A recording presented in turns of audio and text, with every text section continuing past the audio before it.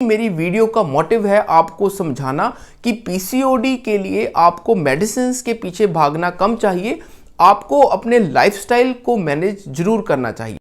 Hello friends, दोस्तों मैं doctor Ramandeep treatment explain channel में आपका स्वागत करता हूं।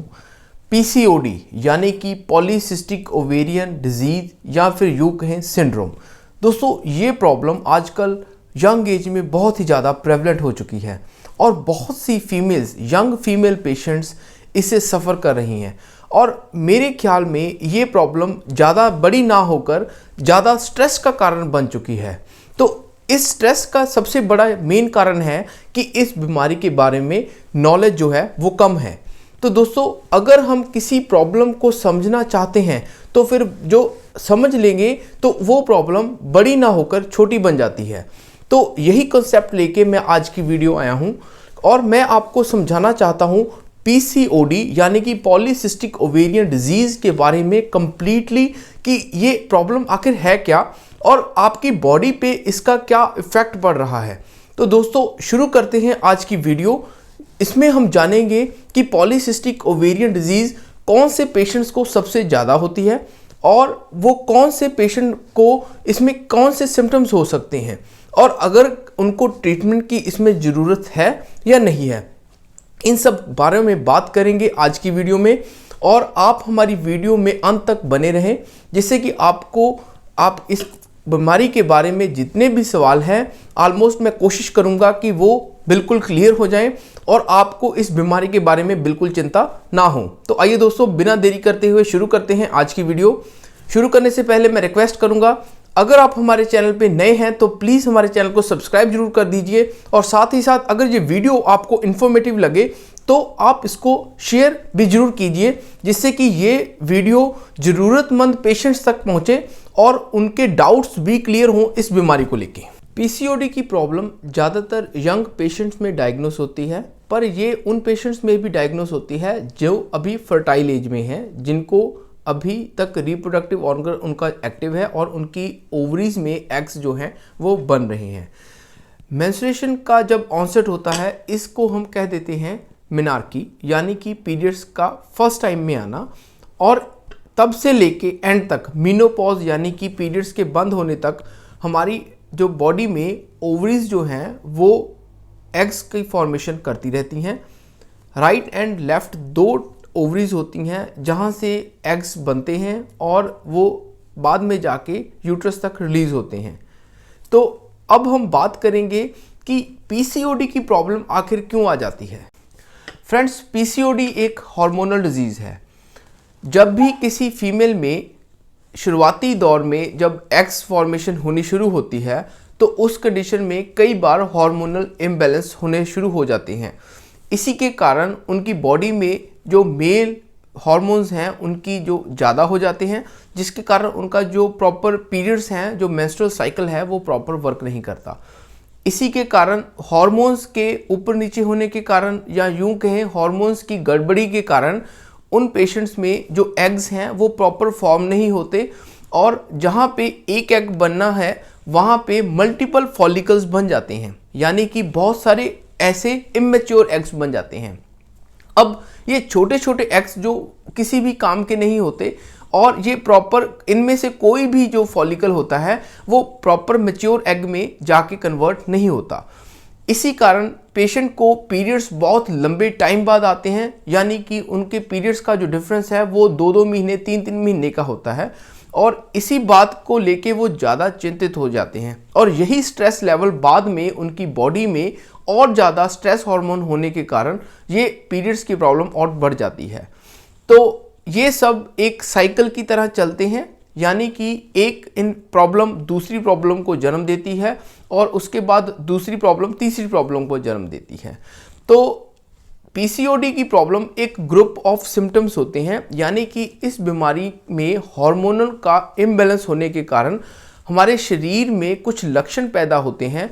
इन लक्षणों के समूह को हम पीसीओडी या पीसीओएस कह देते हैं, सिंड्रोम कह देते हैं। पीसीओएस का जो मेन सिम्टम होता है वो होता है इरेगुलर पीरियड्स। इरेगुलर पीरियड्स या फिर यूँ कहें अनियमित माहवारी के कारण ही पेशेंट डॉक्टर के पास आता है। वो अपनी प्रॉब्लम ये लेके आता है कि उनको पीरियड्स जहाँ तो बहुत लंबे टाइम के बाद आते हैं या फिर बिल्कुल रेगुलर नहीं है। फिर उनका डॉक्टर उनको सलाह देता है कि आप अल्ट्रासाउंड करवाएं और उस अल्ट्रासाउंड में डिटेक्ट होता है कि आप उनकी बॉडी में बहुत से फॉलिकल्स बन रहे हैं पर उनमें से कोई भी मैच्योर नहीं हो रहा। तो इस कंडीशन को हम कह देते हैं पॉलीसिस्टिक ओवरीज। और पॉलीसिस्टिक ओवरीज में हार्मोनल इम्बैलेंस के कारण हमारी बॉडी में बॉडी वेट पे बहुत ज़्यादा फर्क पड़ता है, पेशेंट का वेट बहुत ज़्यादा बढ़ जाता है और साथ ही साथ मेल हार्मोन्स के ज़्यादा होने के कारण उनके बॉडी पे बहुत से हेयर की ग्रोथ हो जाती है।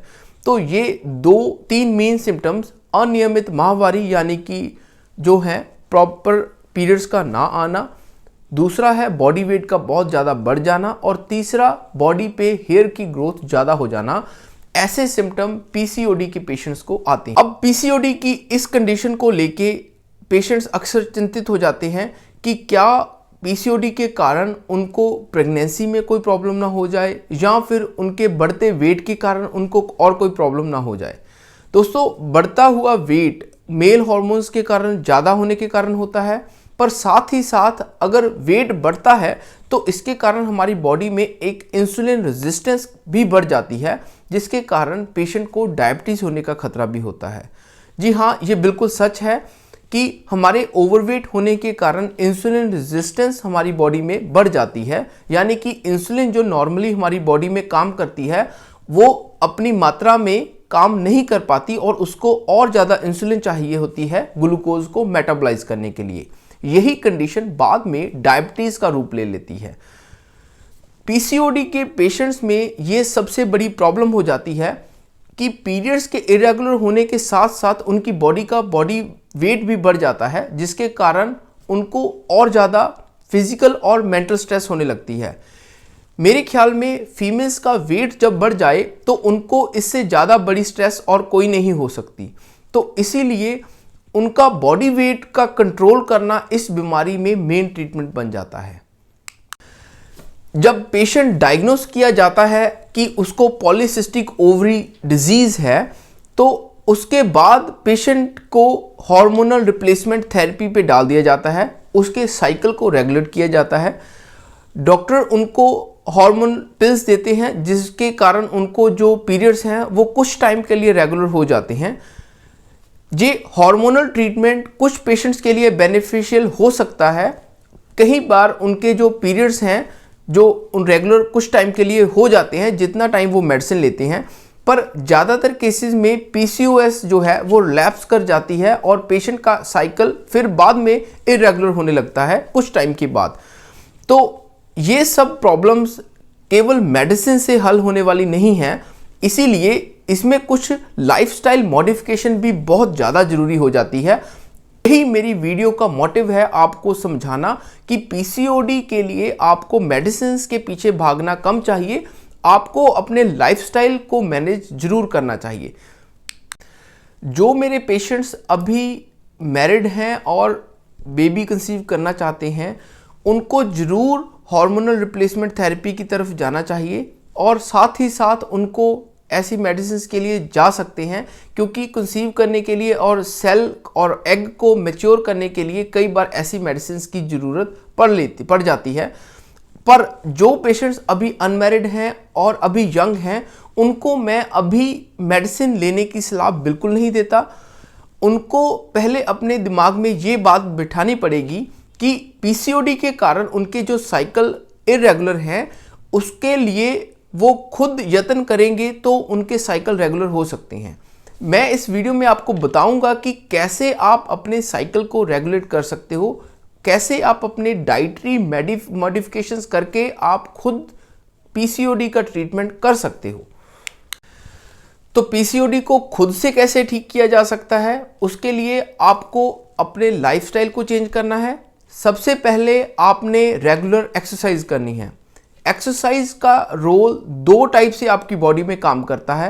एक तो आपका बॉडी वेट जो है वो कंट्रोल रहता है, दूसरा आपका जो एनर्जी लेवल है वो अप होता है और आपके हार्मोन्स जो हैं वो भी नॉर्मल सिक्रीट होने शुरू हो जाते हैं, जब आप लेज़ी हो जाओगे, जब आप बिल्कुल एक्सरसाइज नहीं करोगे, तो आपके ये सभी हार्मोन सिक्रीशंस हैं वो भी खुद ब खुद स्लो डाउन हो जाते हैं। इसीलिए आपको डॉक्टर हमेशा सलाह देते हैं कि आपको रेगुलर एक्सरसाइज करनी चाहिए, चाहे वो एक्सरसाइज किसी वॉक के रूप में हो, चाहे वो कोई भी जंपिंग एक्सरसाइज हो या रनिंग एक्सरसाइज हो।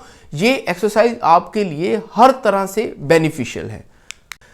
जो पेशेंट्स बहुत ज़्यादा मीठा खाने के शौकीन हैं, उनके लिए भी ये प्रॉब्लम कई बार बहुत बड़ी बन जाती है, क्योंकि जब आप मीठा खाते हो तो आपकी बॉडी में ऑलरेडी इंसुलिन रेजिस्टेंस जो है वो ज़्यादा बढ़ी हुई होती है, जिसके कारण आपका बॉडी वेट और ज़्यादा बढ़ जाता है और आप खुद ब खुद डायबिटीज़ के शिकार होने लगते हो। आपने देखा होगा कि बहुत से पेशेंट्स में आजकल 30 से 35 साल की उम्र में भी डायबिटीज़ सामने आने लगी है। तो दोस्तों, ये सब कारण जो हैं वो इंसुलिन रेजिस्टेंस के बढ़ने के कारण ही हुए हैं। इसीलिए आपको अपना मीठा खाना बंद करना पड़ेगा, जिससे कि आपकी बॉडी में इंसुलिन रेजिस्टेंस कम हो और साथ ही साथ ज़्यादा ग्लूकोज लेने के कारण जो आपका बॉडी वेट बढ़ रहा है वो भी कंट्रोल होगा। पीसीओडी वाले पेशेंट्स खाएं क्या? पीसीओडी वाले पेशेंट्स अपने डाइट में ग्रीन वेजिटेबल्स का यूज़ करें, फ्रूट्स का यूज़ करें, वो आर्टिफिशियल फ्लेवर वाले फूड प्रोडक्ट्स को बंद कर दें, पिज़्ज़ा बंद कर दें, फ्राइड चीज़ें बंद कर दें। इन सब चीज़ों को फॉलो करके ही वो अपने बॉडी वेट को कंट्रोल कर सकते हैं, हार्मोन्स को नॉर्मलाइज कर सकते हैं। इसीलिए इन सब चीज़ों से परहेज करने से ही आपको आपकी बॉडी जो है वो नॉर्मल होगी और आपको मेडिसिन की ज़रूरत नहीं पड़ेगी। तो ये वीडियो थी पीसीओडी के बारे में कि आपको पीसीओडी कैसे होती है, आपको मेडिसिन की ज़रूरत है या नहीं है, और साथ ही साथ अगर आपको मेडिसिन नहीं खानी तो आपको कौन से तरीके फॉलो करने चाहिए जिससे कि आपकी बॉडी पे पीसीओडी का इफेक्ट कम से कम पड़े। दोस्तों, उम्मीद करते हैं ये वीडियो आपके लिए बहुत ही ज़्यादा हेल्पफुल रही होगी। अगर ये वीडियो आपको अच्छी लगी तो प्लीज़ इसको अपने दोस्तों के साथ, अपने फ्रेंड्स के साथ ज़रूर शेयर कीजिए, क्योंकि इस बीमारी की नॉलेज का बहुत ही बड़ा अभाव है इंडिया में और पेशेंट्स बहुत ही ज़्यादा मेडिसिन ले रहे हैं जो कि उनको नहीं लेनी चाहिए। मेरा मोटिव है कि पेशेंट्स को बिना मेडिसिन के प्रिवेंटिव एस्पेक्ट्स से ही पेशेंट को ठीक किया जा सके। उम्मीद करते हैं आपको मेरा ये एफर्ट बहुत ही अच्छा लगा होगा। अगर आपको अच्छा लगा तो प्लीज़ इसको लाइक के रूप में मुझ तक ये मैसेज ज़रूर पहुंचाएं। धन्यवाद।